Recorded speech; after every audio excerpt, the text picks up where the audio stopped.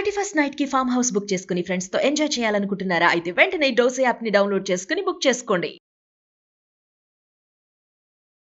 నమస్కారం. విష్ణు పురాణం 15వ భాగంలోకి వచ్చాం. సముద్రానికి సాగరుడు అనే పేరు ఎలా వచ్చిందో సగర చక్రవర్తి కుమారుల చరిత్రతోటి తెలుసుకున్నాం. అయితే పరాశరులు ఇంకా తర్వాత కథలు చెప్తున్నారు. అంశుమంతునికి దిలీపుడు అనే కుమారుడు కలిగాడు. దిలీపుని కాలంలో కూడా తాత తండ్రుల కోసం ఏమీ చేయలేకపోయారు. కానీ దిలీపుని కుమారుడైనటువంటి భగీరథుడు మాత్రం రాజ్యాన్ని వదిలిపెట్టి బ్రహ్మ కోసం, పరమేశ్వరుడి కోసం, గంగానది కోసం ఎంతో తపస్సు చేసి చివరికి ఆ గంగానదిని పాతాళలోకంలోకి ప్రవేశింపజేసి త్రిపథగామిని చేసి ఆమెని భాగీరథి అని తన పేరునే గంగానదికి వచ్చేలాగా ప్రయత్నం చేసి తన ప్రయత్నంతో ప్రపంచంలోనే గుర్తింపు పొందాడు. అయితే తర్వాత ఈ గంగానది భూలోకంలోకి అతని తపస్సు వల్లే వచ్చింది. అయితే ఈ భగీరథుని కుమారుడు సహోత్రుడట. వాని కొడుకు నాభాగుడు, అతని కొడుకు అంబరీషుడు, అతని తనయుడు సింధుధ్వజుడు, వాని కుమారుడు ఆయుతాయువు కుమారుడు ఋతుపర్ణుడు. అయితే ఈ ఋతుపర్ణుడు అక్ష విద్యలో గట్టివాడు. మధ్యలో అందరి కథలు చెప్పట్లేదండి, కొన్ని ప్రత్యేకమైన గాథలే చెప్పబడ్డాయి. ఈ ఋతుపర్ణుడు ఏంటంటే అక్ష విద్య అంటే ఇతను పాచికలాడడంలో చాలా గొప్ప సమర్థుడట. ఈయన ఏం చేశాడు, జూదంలో ఓడిపోయి దుర్దశలో ఉన్న నలుడికి నలచక్రవర్తికి ఆ విద్యని అక్ష విద్యని ఉపదేశించి తిరిగి రాజ్యాధికారం వచ్చేలాగా చేశాడు. ఈ ఋతుపర్ణుడికి సర్వకాముడు, అతనికి సుదాసుడు, అతనికి మిత్రసఖుడు అని కుమారులు ఉన్నారట. ఈ మిత్రసఖుడు రాజ్యం చేస్తూ ఒకసారి వేటకు వెళ్ళి భయంకరంగా గాండ్రిస్తున్నటువంటి 2 పులులను చూసి ఇట్లా అనుకున్నాడట, ఈ క్రూర మృగాల గాండ్రింపుల చేతనే చుట్టుపక్కల ఎక్కడ ఏ మృగము లేదు, బెదిరి ఎక్కడికో మరింకో అడవికో వెళ్ళిపోయి ఉంటాయి అని అనుకుని ఏం చేశాడట, ఒక పెద్ద బాణంతో, మహాబలమైన బాణంతో ఒక దానిని పడగొట్టాడట. పడగొడితే అది రాక్షసాకారంతో పడిపోయిందట పులి. యాక్చువల్గా అవి పులులు కాదనమాట, నిజానికి అవి రాక్షసులు, కానీ పులి రూపాలలో క్రీడిస్తున్నాయి అవి. ఎప్పుడైతే ఇతను ఒక పులిని పడగొట్టాడో రెండో పులి ఏం చేసింది, రాక్షసాకారంలోకి మారిపోయి నా తోటి పులిని పడగొట్టావు, దీనికి ప్రతిక్రియ చేస్తాను చూడు నీకు అని రాక్షసాకారంతో వెళ్ళిపోయింది. ఇతను రాజు ఆశ్చర్యపడి అప్పుడేం చేయాలా, నీ పని పడతా, నీ అంతు చూస్తా అని చెప్పి మాత్రం వెళ్ళిపోయింది. రాజు ఆశ్చర్యపోయి నగరానికి వెళ్ళిపోయాడు. కొన్నాళ్ళు అయ్యాక ఈ సౌదాముడు కులాచారుడైన వశిష్ఠుడు పురోహితుడుగా యజ్ఞం చేశాడట. అయితే కొన్నాళ్ళ తర్వాత ఈయన తన కులాచారుడైన వశిష్ఠుడు పురోహితుడిగా ఒక యజ్ఞం చేశాడు. ఆ యజ్ఞం అయిపోయిన తర్వాత వశిష్ఠుడు అనుష్ఠానార్థం దగ్గరలో ఉన్నటువంటి ఒక నదికి వెళ్ళాడట. ఆ అడవిలో ఆ సమయంలో ఆ నది దగ్గరికి పగబట్టి వెళ్ళిపోయిన రాక్షసుడు వశిష్ఠుడిగా మారి ఇక్కడికి వచ్చాడు. రాజా, యజ్ఞం అయిపోయింది, ఇక నాకు భోజనం నరవంశంతో భోజనం పెట్టించు, ఇదే నా కోరిక అని అన్నాడు. రాజు ఆశ్చర్యపోయాడు, వశిష్ఠ మహర్షి ఇంత మాట అడుగుతున్నాడు ఏమిటా అని. సరేనన్నాడు. మరి ఆయన అడిగినప్పుడు కాదనకూడదు కదా. సరే, రాక్షసుడు వంట వండటానికి వంట కూడా దానికి సరేనన్నాడు. ఇంకేం చేయలే. ఆ వంటవాడు ఏం చేశాడట, ఒక మనిషిని చంపి వండి ఒక బంగారు పళ్ళెంలో పెట్టి రాజు దగ్గర పెట్టి వెళ్ళిపోయాడు.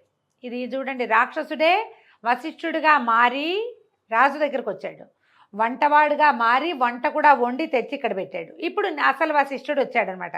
ఈయన భోజనానికి వచ్చి కూర్చునేసరికల్లా గురువుకి తెలియకుండా ఇతను ఏం చేశాడు, ఈ రాజు అతనికేం తెలిసి మారిపోయాడు వశిష్ఠుడు, ముందు వచ్చిన వాడు వేరు, తర్వాత వచ్చిన వాడు ఇంకొకరు, అది తెలియక నరమాంసం నరమాంసాన్ని గురువు గారికి వడ్డించేసరికల్లా ఈ ముందు గది తెలియని వాడే చేశాడా చెడపని అతనికి అర్థం కాల, తెలీదు ఏం జరిగిందో. దాంతో వశిష్ఠుడు పరమ తీవ్రమైన కోపం వచ్చి పుణ్యాన్ని సంపాదించడానికి ఘోర తపస్సు చేసే నాకు నరమాంసం భోజనం పెడతావా, ఇది రాక్షసులు చేసే పని, నువ్వు ఇట్లాంటి పని చేసావు, ఇంత యజ్ఞం నాతో చేయించి కాలకృత్యాల కోసం నదికి వెళ్ళి వచ్చేసరికల్లా నాకు నరమాంసం పెట్టి నన్ను అవమానించావు, కాబట్టి నరమాంస భక్షకుడు రాక్షసుడిగా మారిపో అని రాజుని శపించాడు. దాంతో రాజు బతిమలాడుతూ, అయ్యా, నువ్వు పొద్దున ఇందాక అడిగావు కదా ఈ భోజనం కావాలని, మళ్ళీ నన్ను శపిస్తావా, నువ్వు అడగటం వల్లే కదా నేను ఇంత పని చేశాను, లేకపోతే యజ్ఞం చేసిన వాడిని నేను నరమాంసాన్ని నివేదిస్తానా తండ్రి, నా తప్పు కాయి, నేనేం చేశానో నాకు తెలియటం లేదు, నువ్వు అడిగిందే నేను చేశాను కదా అని పరిపరి విధాలుగా బతిమలాడితే వశిష్ఠుల వారు దివ్యజ్ఞాన శక్తితోటి ఇట్లా తెలుసుకొని, ఓహో ఇది జరిగింది, సరే నీకు శాపం 12 సంవత్సరాలు ఉంటుంది నాయన, 12 ఏళ్ళు నీకు ఇది తప్పదు, శాపం వచ్చేసింది కాబట్టి 12 ఏళ్ళ తర్వాత నీకు శాప విముక్తి లభిస్తుంది అనగానే రాజు అన్నాడు, ఒప్పుకున్నాడు. కానీ ఏమన్నాడు, నిరపరాధిని నేను, నన్ను నిష్కారణంగా శపించావు, ఇక నుంచి నువ్వు సూర్యవంశీయులకి ఆచార్యుడు కాక విచారిస్తూ ఉందువు గాని అని ప్రతిశాపాన్ని పలికాడు. కోపం తట్టుకోలేకపోయాడు రాజు కూడా. నువ్వు అడిగావు కాబట్టే పెట్టాను, నువ్వు రూపం మార్చుకొచ్చావని నాకెట్లా తెలుస్తుంది, నాకు తెలీదు, నేను మామూలు మానవుడిని, నువ్వు గురువువి, మంత్రవాదివి, మంత్రం తెలిసిన వాడివి, శాస్త్రం తెలిసిన వాడివి, కాబట్టి నిన్ను కూడా నేను శపిస్తానని సూర్యవంశీయులకి ఆచార్యుడు కావద్దు ఇంకా నువ్వని నీళ్లు తీసాడట, జలం చేత్తో పుచ్చుకున్నాడు, చల్లబోయాడట. ఇంతలో ఆయన రాణైనటువంటి మదయంతి వచ్చి, ఆగు ఆగు, అట్లా శపించచ్చా, గురువుని శపించకూడదు మనం, నువ్వు పొరపాటు చేస్తున్నావని ఆమె ఆపేసరికల్లా రాజుకి అప్పుడు తిప్పుకున్నాడు, కోపం తిప్పుకున్నాడు. కానీ ఈ శాపజలాలు ఎక్కడ చల్లినా లోకానికే చికాకు కలుగుతుందని తన కాళ్ళ మీదే చల్లుకున్నాడట. ఇంకెక్కడ చేయలేక భూమిని, అంటే ఎవ్వరికీ ఆ కల్మషం తగలకూడదు అనుకుని తన పాదాల మీదే చల్లుకునేసరికల్లా ఏమైందట, వెంటనే అవి పాదాలు నల్లగా అయిపోయినాయట, మాడిపోయినట్టు అయిపోయినాయి, పాదాలు కళాకాంతి లేకుండా అయిపోతే అప్పటి నుంచి ఆయన పేరు కల్మాషపాదుడు అయ్యాడట ఆయన. అయితే ఈ కల్మాషపాదుడు అయ్యి గురువు శాపం వల్ల ఈ రాజు రాక్షసుడై రాత్రివేళ అడవుల్లో ఉండి వచ్చేపోయే నరులను చంపుతూ వారి మాంసాన్ని భక్షిస్తూ పగలు నరుడుగా కూడా ప్రవర్తించేవాడట.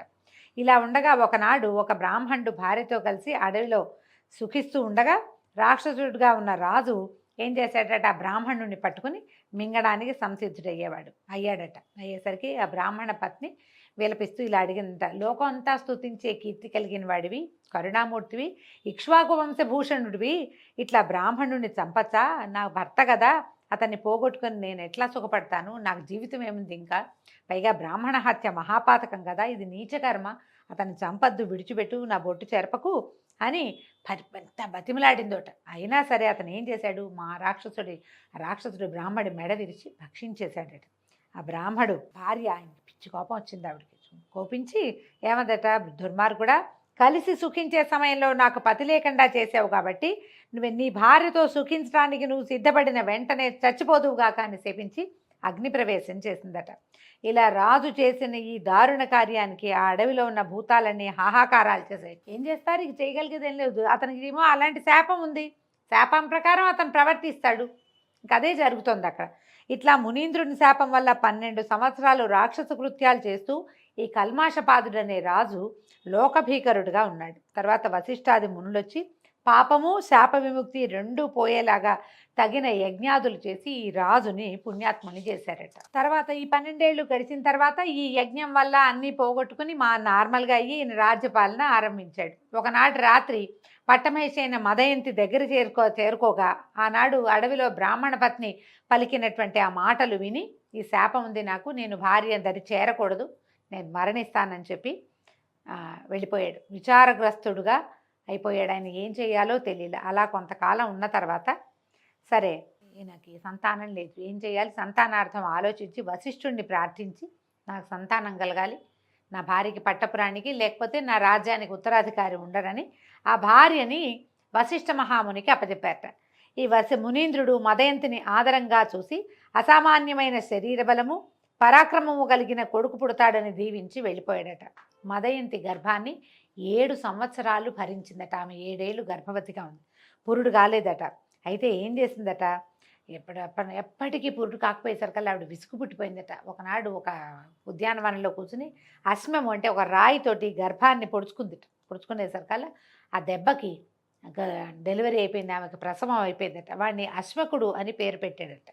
పేరు పెట్టాక క్రమంగా పిల్లవాడు పెద్దవాడయ్యాక ఈ కల్మాషపాదుడు రాజ్యాన్ని వాడికి అప్పచెప్పి తను మాత్రం వనవాసిగా వెళ్ళిపోయాడు అడవికి. ఆయనకి సంతానం కలగల, ఆయన భార్యా వియోగంతో ఉండేవాడు, భార్యతోటి కలిసేవాడు కాదు. ఈ అశ్మకుడు ఎంతో చక్కగా పరిపాలన చేసి మీ అందరి మెప్పు పొందాడట. ఆ రాజుకి ఒక కుమారుడు కలిగాడు, వాడి పేరు మూలకుడట. అయితే ఈ మూలకుడుగా ఉన్నప్పుడు, ఇతను రాజుగా ఉన్నప్పుడు పరశురాముడు రాజుల్ని సంహరిస్తూ అయోధ్యకి వచ్చాడట. వస్తే ఈయన ఏం చేశాడట, అప్పుడు అందరూ ఏంటంటే ఆయన క్షత్రియ సంహారం చేశాడు పరశురాముడు. కార్తవీర్యార్జునుడి మీద కోపంతో అతను ఏం చేశాడు, 21 సార్లు భూమి అంతా తిరిగి క్షత్రియ సంహారం చేశాడు. అప్పుడు కొంతమంది రాజులు మాత్రమే జీవించున్నారు. తర్వాత క్షత్రియులు లేరా అంటే ఉన్నారు. ఆ క్షత్రియులు ఎట్లా మిగిలేరు, వాళ్ళు గాజులు వేసుకుని స్త్రీలలాగా ఆడవాళ్లలాగా వస్త్రధారణ చేసి రాజ్యాల్ని కాపాడుకున్నారు చాలా కొద్దిమంది. అందులో ఇక్ష్వాకు వంశానికి చెందినటువంటి ఈ అశ్మకుడు కూడా ఉన్నాడు. స్త్రీ వేషధారి అయ్యి కాంతల స్త్రీల మధ్యలో ఉంటే పోనీ వీడు స్త్రీసముడు పోనీలే అని వదిలిపెట్టేశాడట. వదిలిపెట్టేసిన అతనికి ఇలబిలుడనే కొడుకు, అతడికి ఖట్వాంగుడు, దిలీపుడు అనేవాళ్ళు జన్మించారు. అంటే శ్రీరాముడికి చాలా ముందు కాలంలో ఇది జరిగింది. అయితే దిలీపుడు పట్టాభిషిక్తుడై రాజ్యం చేస్తూ ఉండగా దేవదానవులకి పోరు జరిగిందట. ఆ పోరులో దేవతలు దానవులను ఎదిరించలేక ఈ ఖట్వాంగుడిని తోడుగా పెట్టుకున్నారట. ఈయన రణరంగంలో నిలిచి ఎంతమందినో చంపేశాడట. దేవతలకి విజయాన్ని చేకూర్చాడు. అయితే వీళ్ళు రాజా ఏదైనా వరం కోరుకోమని అంటే ఇతను నా ఆయుర్దాయం ఎంత అని అడిగారు.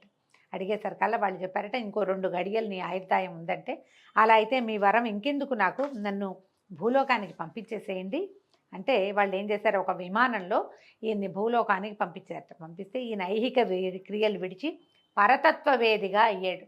వెంటనే ఇంకన్నీ మానేశాడు. పూర్తిగా భగవంతుడి ధ్యానంలోనే ఉండిపోయాడట.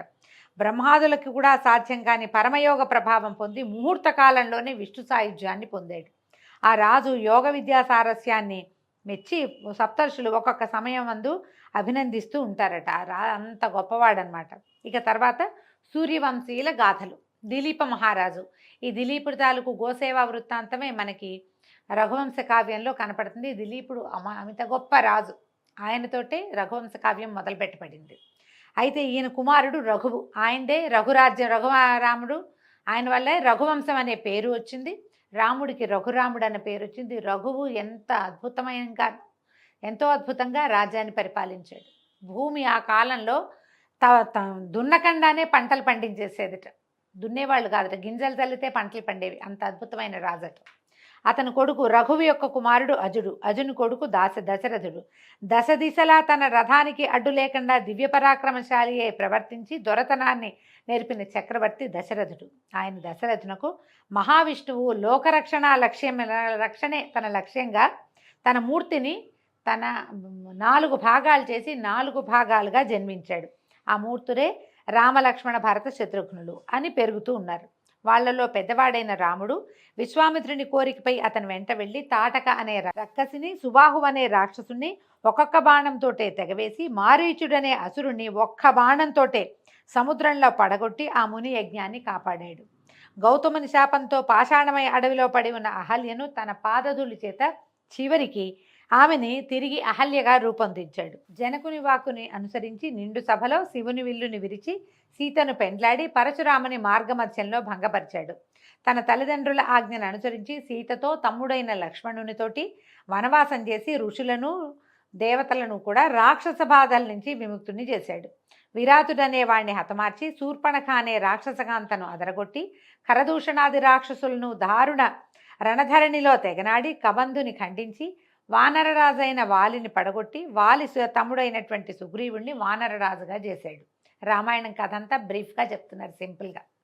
రావణుడు మోసగించి ఎత్తుకుపోయిన తన భార్య అయిన సీతను తెలుసుకొని రమ్మని హనుమంతుని పంపగా మారుతి వెళ్ళి లంకలో ప్రవేశించి సీతను దర్శించి లంకను కాల్చి రావణునికి బుద్ధి చెప్పి కలత కలిగించి తిరిగి వచ్చి సీతావృత్తాంతాన్ని రాముడికి తెలియజేశాడు. ఆ తర్వాత వానరరాజు సుగ్రీవుడు రప్పించిన వానర సైన్యంతో బయలుదేరి సముద్రంపై కొండలతోనూ చెట్లతోనూ ఆనకట్ట కట్టించి ఆవలకు చేరి లంకలో ఉన్న రాక్షసులను అనేకులను శ్రీరాముడే యమునింటికి అతిథులుగా చేశాడు. రావణ కుంభకర్ణుల శిరస్సులను యుద్ధభూమికి బలిచేసి అగ్నిసాక్షిగా నిరపరాధి అయిన సీతను గైకొని రావణుని తమ్ముడైన విభీషణుని లంకాధిపతిగా పట్టాభిషిక్తుణ్ణి చేసి తమ్మునితోనూ భార్యతోనూ సుగ్రీవాదులతో పుష్పక విమానారూఢుడై అయోధ్యకి తరలివచ్చాడు. శ్రీరాముడు రాజ్యం చేస్తుండగా లెక్కకు మిక్కిలిగా గంధర్వులు లోకాలకు చీకాకులు కలిగించగా భరతుడు వారిని ఎదిరించి తెగనాడాడు. అలాగే శత్రుఘ్నుడు మధుబనంలో లవణాసురుణ్ణి సంహరించి వాని స్థానాన్ని కైవసం చేసుకున్నాడు. ఇలాగా ఆ 4 అన్నదమ్ములు దుష్ట శిక్షణ శిష్టరక్షణ చేస్తూ చిరకాలం హాయిగా గడిపి చివర కోసల రాజమందున్న అన్ని వర్గాల వారితోటి పరలోకానికి వెళ్ళిపోయారు. రాముని కుమారులైన కుశలవులు, లక్ష్మణుని కుమారులైన అంగదుడు చంద్రసేనుడు, భరతుని సుతలు తక్షకుడు పుష్కరుడు, శత్రుఘ్ని కుమారులైన బాహుడు సూరసేనుడు ఈ 8 దిక్కుల పరిపాలన ఎదురు లేకుండా చేశారు. వారిలో వంశకర్త కుశుడు. కుశుని కొడుకు అతిథి, వానికి నిషధుడు, వానికి నలుడు, వానికి నభసుడు నభసునకు పుండరీకుడు, వానికి క్షేమధ్వజుడు, వానికి దేవానీకుడు, అతడికి అహీనుడు, వానికి పారియాత్రుడు, అతనికి దళుడు, దళునకు చెలుడు, వానికి యుక్తుడు, వానికి వజ్రనాభుడు, వానికి శంఖుడు, అతనికి సుషితాశ్వుడు, వానికి విశ్వసకుడు, వానికి హిరణ్యనాభుడు. ఇలాగా ఆ వంశం ఎంతో కాలం పరిఢవిల్లుతూ ఉన్నది. హిరణ్యనాభుడు యాజ్ఞవల్క్యునకు శిష్యుడై యోగ విద్య నేర్చి మహాత్ముడయ్యాడు. అతని కొడుకు పుణ్యుడు, అలాగే ధ్రువుడు, శీఘ్రుడు, వాని కొడుకు మరుడు. మరుడు యోగశక్తి అమితంగా కలిగినవాడు. రాబోయే యుగాలలో కూడా సూర్యవంశం పెరుగుతూ ఉండాలని తపోయోగంతో కలాపం అనే గ్రామంలో ఉండేవాడు. ఈ అమరుని కొడుకు ప్రత్యాకుడు, వాడికి సుగంధి, వాడికి అమర్షణుడు, వాడికి అహస్వంతుడు, అతనికి విశ్వభవుడు, వానికి బృహద్బలుడు కలిగాక ఈ బృహద్బలుడు తర్వాత యుగమైనటువంటి ద్వాపర యుగంలో భారత యుద్ధంలో అర్జునపుత్రుడైన అభిమన్యుని చేత పరలోకగతుడయ్యాడు. అని ఇలాగా ఇక్ష్వాకునందనుడైన శశాదుని వంశంలో ప్రసిద్ధులైన రాజుల చరిత్రల్ని పరాశర మహర్షి తన శిష్యుడైన మైత్రేయుడికి తెలియచేశాడండి. దీంతో ఈరోజు పారాయణ సమాప్తం. రేపు ఉదయం మళ్ళీ 16వ రోజు పారాయణలో కలుసుకుందామండి. నమస్కారం.